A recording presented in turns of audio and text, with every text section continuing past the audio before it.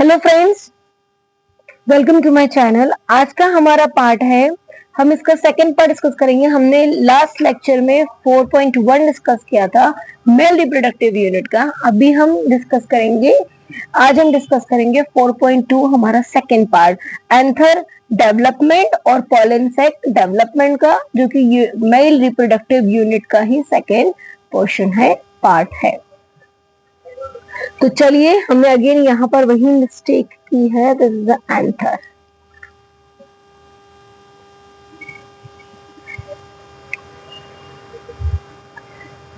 चलिए स्टार्ट करते हैं। पॉलन सेक।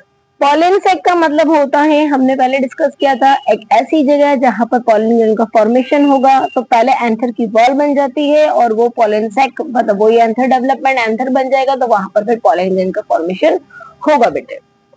तो वॉल ऑफ एंथर, तो एंथर की जो वॉल्स होती है वो किससे मिलकर बनी हुई होती है?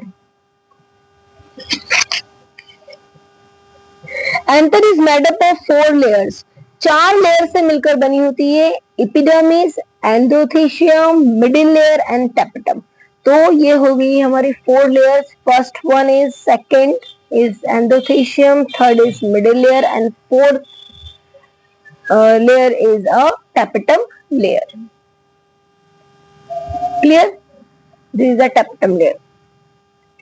First one is epidermis. Epidermis क्या है? फर्स्ट लेयर है, आउटरमोस्ट लेयर भी हम इसे कहते हैं।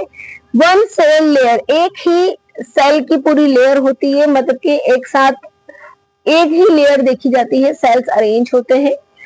Is most of the plant, अधिकतर प्लांट में देखी जाती है। सिंगल लेयर होती है, ये प्रोटेक्टिव सेल होता है, इसका काम होता है प्रोटेक्शन देना, मैकेनिकल इंजरी से बचाना।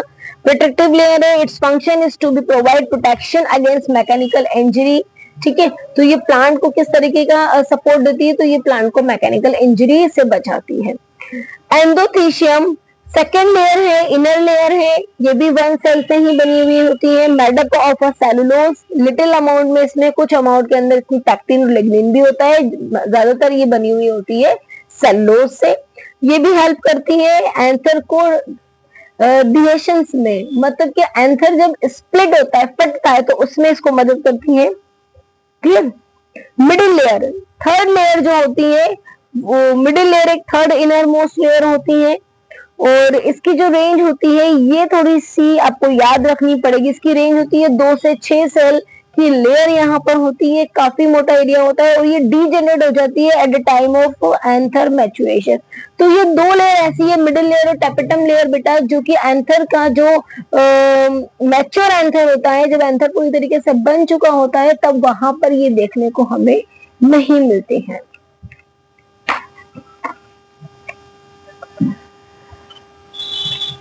टेपेटम लेयर जो है, ये फोर्थ इनर मोस्ट लेयर होती है। इट इज ऑफ 2 टाइप, 2 तरीके की यहाँ पे देखने को मिलती है, अमीबॉइड और पेरिप्लाज्मोइडियल, और सेकेंड होती है सिक्रेटरी और ग्लैंडुलर लेयर। तो इस तरीके से ये 2 तरीके की हमें यहाँ देखने को मिलती है।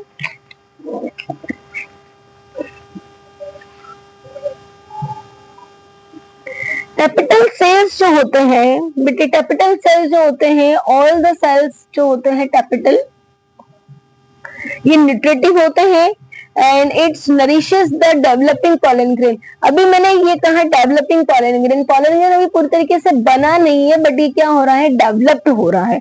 The cell of the tapetum possesses dense cytoplasm. इनका जो साइटोप्लाज्म होता है वो बहुत ज्यादा डेंस होता है, सुकड़ा हुआ सा होता है, and generally have a multi nucleated and polyploidy. Polyploidy मतलब कि एक से ज्यादा यहाँ पर हमें न्यूक्लियस देखने को मिलते हैं। फ्री न्यूक्लियर डिवीजन यहाँ पर होता है, बट साइटोप्लाज्म में आपको न्यूक्लियर डिवीजन देखने को नहीं मिलता है। डिपोजिशन होता है अबीश बॉडी का in the exine and microspore walls, यहाँ पर देखी जाती है। व्हेन एंथर इज यंग, जब एंथर यंग होता है, अ ग्रुप ऑफ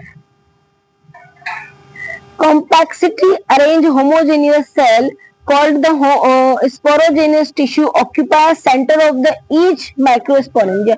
आपको बीच में बहुत सारे कॉम्पैक्टली अरेंज सेल देखने को मिलेंगे जब एंथर जो है वो यंग है। टेपेटम एब्जॉर्ब करता है फूड, टेपेटम लेयर जो है वो फूड एब्जॉर्ब करती है। Tapetum absorb food from the middle layer and provide nutrition to the microspore mother cell of microspores.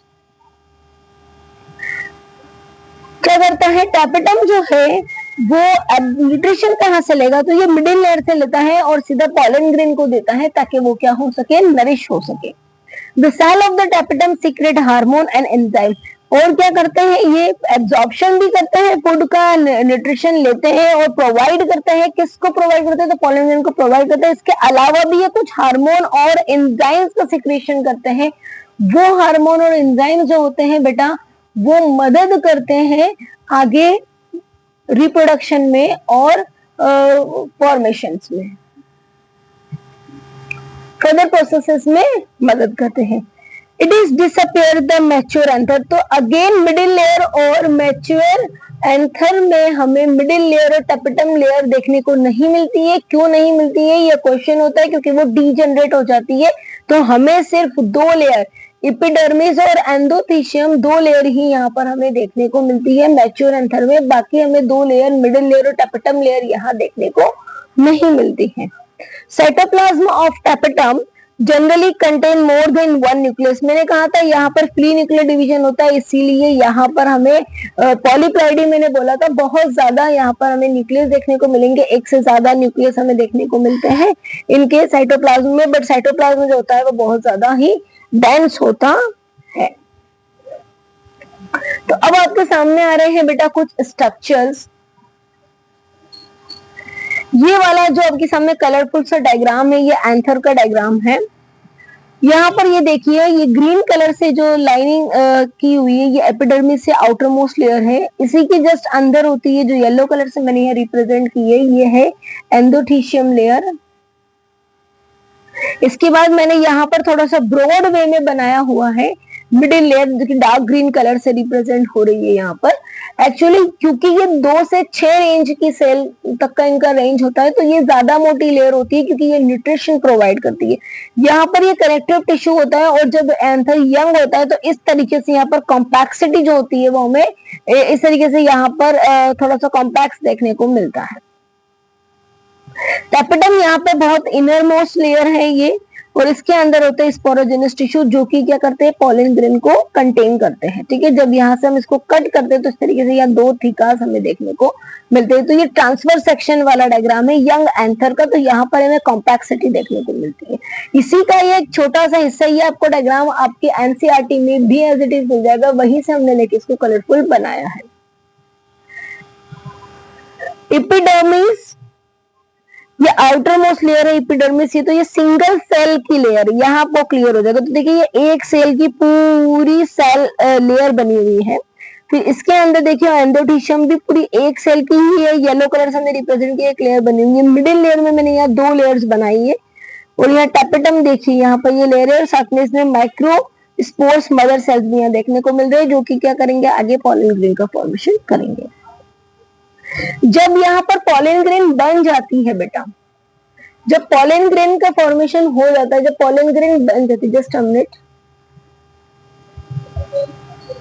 जब पॉलन ग्रेन बन जाती है ठीक है, तो यहाँ से ये बॉल्ड होती है, ये यहाँ से जो अटैच देखो यहाँ से ये चिपकी हुई होती है, अटैच होती है. यहाँ पे कोई तरीके का ऐसा हमें रिएक्शन देखने को नहीं मिलता है, डाइजेस्ट देखने को नहीं मिलता है. बट यहाँ से ये स्प्लिट हो जाती है, फट जाती है. और जब ये फट जाती है तो यह कौन सी लेयर में मदद करती है, तो ये जो अपर लेयर है इसकी एपिडर्मिस और एंडोथीशियम लेयर ये दोनों फटती हैं. तो ये देखिए ये जो एंडोथीशियम लेयर होती है ये इसके डाइजेशन में मदद करती है और यहाँ से फिर ये फटने के बाद पॉलन ग्रेन जो होते हैं यहाँ से रिलीज हो जाते हैं. क्लियर. तो ये मैच्योर डाइजेस्ट एंथर का डायग्राम है जिससे हमें ये पता चलता है कि किस तरीके से एंथर जो है वो यहाँ पर फटता है और स्प्लिट होता है और यहाँ से हमें क्या मिलती है पॉलन ग्रेन का फॉर्मेशन होता है. तो ये पूरा डायग्राम है. होप आपको ये लेक्चर अच्छा लगा होगा. Hope you understand well in this lecture. If you understand well in this lecture, please like and subscribe my channel. Thank you so much.